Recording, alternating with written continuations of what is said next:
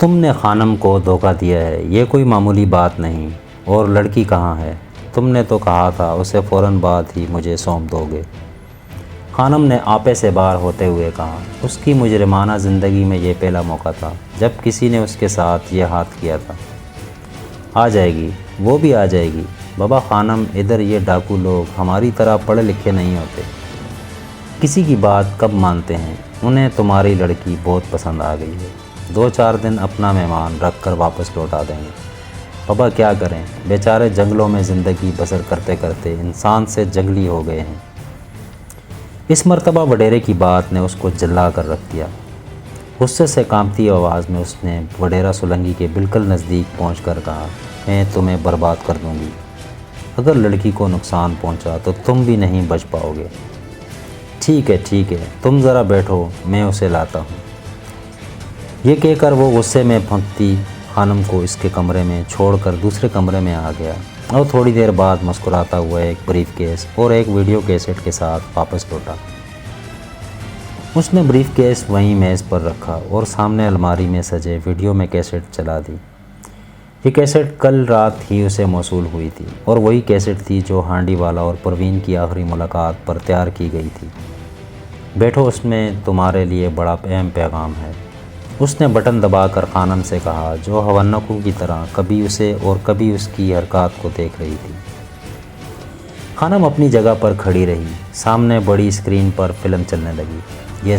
یہ film set ہانڈی والا اور پروین کی مشترکہ تھی، جس میں اس بات کا خصوصی اہتمام کیا گیا تھا کہ یہ واقعہ سیٹ ہانڈی والا کے قتل سے 1 روز پہلے پیش آیا ہے۔ بند کرو اسے، خانم ہسٹریائی انداز میں چیخی۔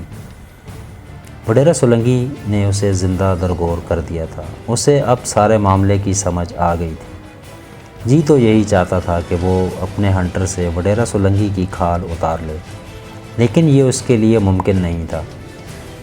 اسے زندگی میں پہلی مرتبہ اپنی بے بسی کا اتنی شدت سے احساس ہوا تھا۔ دوسری فلم بھی آج آ جائے گی، جس میں تمہاری پروین کا بیان ریکارڈ ہے کہ کس طرح تم نے اسے سیٹ ہانڈی والا سے ملایا اور کہا کہ روانگی پر تمہیں فون کر کے اپنی منزل کا پتہ بتا دے۔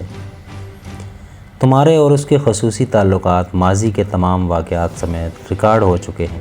پروین نے تمہارے باقی تمام کرتوت بھی بما ثبوت ریکارڈ کروا دیے ہیں۔ کیا کرتی بیچاری، یہ ڈاکو لوگ بالکل درندے ہوتے ہیں، درندے، یہ بھلا کسی کی بات مانتے ہیں؟ اس سے ایک بات اگلوا لی۔ میرے خیال سے پولیس کے پاس اگر یہ ساری فلم چلی جائے اور اس کی 2-4 کاپیاں VIP میں بھی پہنچ جائیں تو شاید تم خودکشی کرنا ہی پسند کرو گی، لیکن میں ایسا نہیں چاہتا۔ دیکھو خانم بی بی، ہم یاروں کے یار ہیں۔ جس کا دوستی کے لیے انتخاب کر لیں اسے اپنا پکا دوست بنا کر رکھتے ہیں۔ تم ہمیں بہت پسند آ گئی ہو۔ تمہاری سب عادتیں ہم سے ملتی ہیں، جن میں ایک اچھی عادت ہے کسی پر رحم نہ کھانا۔ ہم بھی تمہاری طرح رحم کرنے یا معاف کرنے کے عادی نہیں ہیں۔ بابا تم بڑے لوگ ہو، عین ممکن تھا ہم سے دوستی ختم کر کے کسی اور کے ساتھ ہاتھ ملا لو۔ اب جیتے جی نہ تم ہمیں چھوڑ سکتی ہو نہ ہم تمہیں۔ کیا خیال ہے؟ یہ کہہ کر اس نے زوردار کیکا بلند کیا۔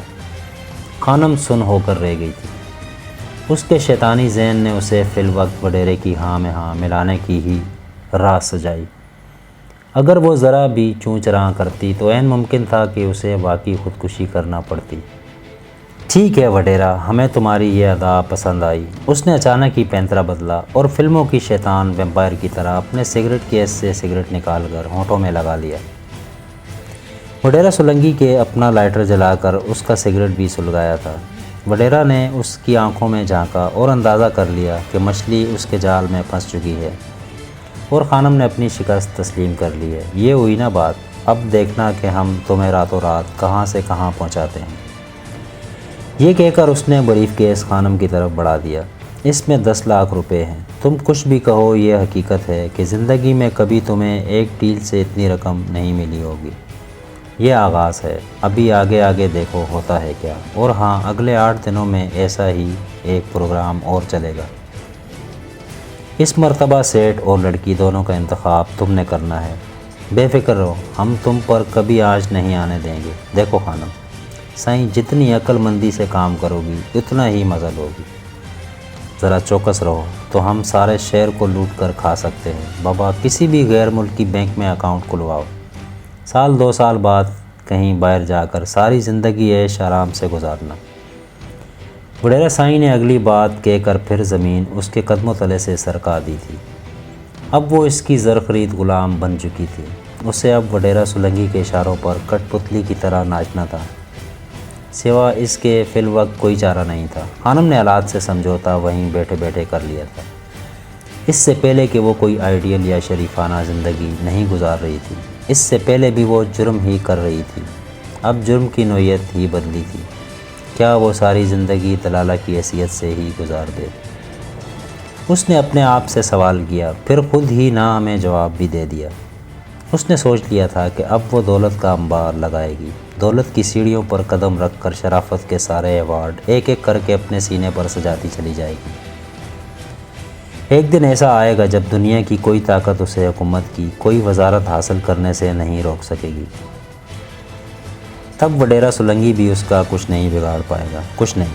اس شہر کا وہ کون سا عزت دار ہے جس کا ماضی بھیانک نہیں رہا، جس نے معاشرتی منزلت حاصل کرنے کے لیے تمام حرام کاریاں نہیں اختیار کی؟ یہاں تو ایسے ایسے وڈیرے تھے جنہوں نے ماضی میں بیرون ملک سیاسی پناہ حاصل کر کے اپنے ملک پر فوج کشی کے پروگرام بنائے تھے۔ یہاں تو وہ لوگ سرکار دربار میں گدی نشین تھے جو پولیس کے ریکارڈ یافتہ مجرم تھے، جنہیں تخریب کاری کے جرم میں ان کی غیر موجودگی میں سزائیں سنائی جا چکی تھیں، جن پر درجنوں قتل اور اغوا کے کیس چل رہے تھے۔ کیا ان کے سیاہ کارناموں سے قوم بے خبر تھی؟ حکومتی ایجنسیاں بے خبر تھیں؟ ہرگز نہیں۔ اخبار نے ان کے ماضی کی سیاہ کاریوں کا مکمل کچا چٹا کھولا تھا۔ مختلف ایجنسیوں کی فائلیں ان کے سیاہ کارناموں سے بھری پڑی تھیں، کئی تھانوں میں ان کے خلاف FIR کٹی ہوئی تھی۔ یہ سب کچھ تو آن ریکارڈ تھا۔ ان کی آفتی ریکارڈ حرام کاریوں کا تو کوئی حساب کتاب نہیں تھا، لیکن وہ سب ملک کے باعزت شہری شمار ہوتے تھے۔ وہ پولیس اور ایجنسیاں جن کی فائلیں ان کے سیاہ کارناموں سے بھری پڑی تھیں، جہاں وہ ملزموں کی حیثیت سے مطلوب تھے، جنہوں نے انہیں بھگوڑے قرار دے کر ان کے خلاف وارنٹ جاری کیے ہوئے تھے۔ وہی پولیس، وہی ایجنسیوں کے بڑے بڑے کرتا دھرتا ان کے ہاتھوں میں ہتھکڑیاں ڈال کر انہیں عدالت میں پیش کرنے کے بعد پھانسی کے پھندے تک پہنچانے کی بجائے ان کے لیے سرخ قالین بچھا رہے تھے، انہیں پھول پیش کر رہے تھے، انہیں سلیوٹ مار رہے تھے، ان کی حفاظت کے لیے دن رات بابلے ہوئے جاتے تھے، ان کی گاڑیوں کے آگے پیچھے اس لیے بھاگتے تھے کہ ان کی طرف لپکنے والی کسی بھی قاتل کی گولی ان کی گاڑیوں میں لگنے کی بجائے ان کے غلاموں کے جسموں سے پار ہو جائے۔ ایسے سماج میں اگر وہ وڈیرا سولنگی کی تقلید نہ کرے تو کیا کرے؟ گھر پہنچنے تک اس کے ذہن میں موجود معمولی سے خدشات بھی ختم ہو گئے۔ جب اس نے بریف کیس میں موجود 10 لاکھ کی خطیر رقم اپنے سیف میں منتقل کی تو چند گھنٹے پہلے وحشی اور درندہ دکھائی دینے والا وڈیرا سولنگی اسے اپنا محسن نظر آنے لگا۔ وہ سیٹھ ہانڈی والا اور پروین کو بھول کر وڈیرا سولنگی کی کار خاص بننے کی فکر کرنے لگی۔ ویلڈن مبارک۔ لندن سے اڑے اسے میڈم للیتا کا فون آیا تھا، جس نے تازہ واردات پر مبارکباد پیش کی تھی۔ ارے میڈم، یہ تو کچھ بھی نہیں، ابھی آگے آگے دیکھو، اس نے مرغے کی طرح گردن پھلاتے ہوئے کہا تھا۔ بڑے خان صاحب بہت خوش ہیں، جلدی آپ کے لیے بڑا انعام بھی آنے والا ہے، بس یہ سلسلہ اب رکنے نہ پائے۔ دوسری طرف سے میڈم نے گپتا کے جذبات بھی اس تک پہنچا دیے تھے۔ کام تو ہوتا رہے گا میڈم، انعام ہماری مرضی کا ملنا چاہیے نا۔ اس نے فون کو ہی آنکھ مار دی۔ ارے وڈیرا، جب جی چاہے کسی بھی ملک میں آ جاؤ، تمہاری کنیز تمہاری خدمت کے لیے وہاں پہنچ جائے گی۔ دوسری طرف سے میڈم للیتا نے بات کو سمجھتے ہوئے کہا، جلدی کرو بابا۔ اس نے عجیب سے انداز میں کہا، صبر کرو صبر۔ میڈم للیتا نے دوسری طرف سے فون پر کہا۔ دونوں خاصی دیر تک بیہودہ گفتگو کرتے رہے، جس کے بعد للیتا نے اس کے درخواست کرنے پر فون بند کر دیا۔ اس کے اپنے نمبروں پر راہ نے کبھی رابطہ نہیں کیا تھا۔ انہیں وڈیرا سولنگی سے 2-3 پرائیویٹ نمبر لیے ہوئے تھے، جو وڈیرا سولنگی کے ملازمین کے ناموں پر لگے تھے اور جن کے متعلق کسی کو شک بھی نہیں گزر سکتا تھا۔ ایسے کسی بھی نمبر پر فون کرنے سے پہلے وہ اسے مطلع کر دیا کرتے تھے اور وڈیرا اس فون نمبر پر پہنچ کر اپنی کال ریسیو کر لیتا تھا۔ گو کہ وہ بڑا محتاط انسان تھا، اس نے بطور خاص ہر اس ایکسچینج میں جہاں سے اسے کسی فون کی لائن ملتی تھی اس بات کا اہتمام کیا ہوا تھا کہ کہیں کوئی ایجنسی اس کا فون وقت تو نہیں کر رہی۔ اسے پاکستانی ایجنسیوں کی استعداد کا علم تھا اور مقامی ایکسچینج کے کسی بھی اوورسیز کو جس کی سوئچ روم میں ڈیوٹی ہو خریدنا اس کے لیے ناممکن نہیں تھا۔ یوں بھی کوئی اوورسیز ایسا کام کرنا غداری نہیں سمجھتا تھا۔ وہ جانتے تھے کہ ان سیاسی لوگوں کے نمبر مختلف ایجنسیوں والے ٹیپ کرتے رہتے ہیں اور انہیں بک شدہ نمبروں کی خبر رکھنا ضروری ہوتا ہے تاکہ وہاں غیر محتاط گفتگو نہ کریں۔ وڈیرے نے اپنا راہ کے دوستوں کو یقین دہانی کروانے کی کوشش کی تھی، لیکن وہ احتیاط کا دامن چھوڑنے پر تیار نہیں تھے۔ انہوں نے وڈیرا سے صاف کہہ دیا تھا کہ اپنے سے زیادہ وڈیرا کی حفاظت ان کا فرض ہے اور وہ ISI کی موجودگی میں اس ملک میں کوئی معمولی سا خطرہ مول لینے کے لیے بھی تیار نہیں۔ وڈیرا نے اسے ان کا اختتامی اقدام سمجھ کر قبول کر لیا تھا اور زیادہ بحث نہیں کی تھی۔ اگلے 10 دنوں میں خانم کی مدد سے انہوں نے 2 اور اغوا کی وارداتیں کروا دی تھیں، لیکن ان وارداتوں میں پہلی واردات کے برعکس مغویان کو قتل نہیں کیا گیا تھا، صرف تاوان حاصل کرنے کے بعد رہا کر دیا گیا تھا۔ البتہ دونوں نے پولیس میں اپنے اغوا کی رپورٹس ضرور درج کروا دی تھیں۔ حیرت انگیز طور پر دونوں رپورٹس میں یہ نہیں بتایا گیا تھا کہ جب انہیں اغوا کیا گیا ان کے ساتھ گاڑی کے ڈرائیور کے علاوہ اور بھی کوئی موجود تھا۔ ایسا کرنا ان کے لیے ممکن نہیں تھا۔ وہ سوسائٹی کے نامور اور عزت دار لوگ تھے جو ان بچیوں کے باپ اور 2-3 بیویوں کے خاوند تھے۔ معاشرے میں ان کا نام تھا، ان کی عزت تھی۔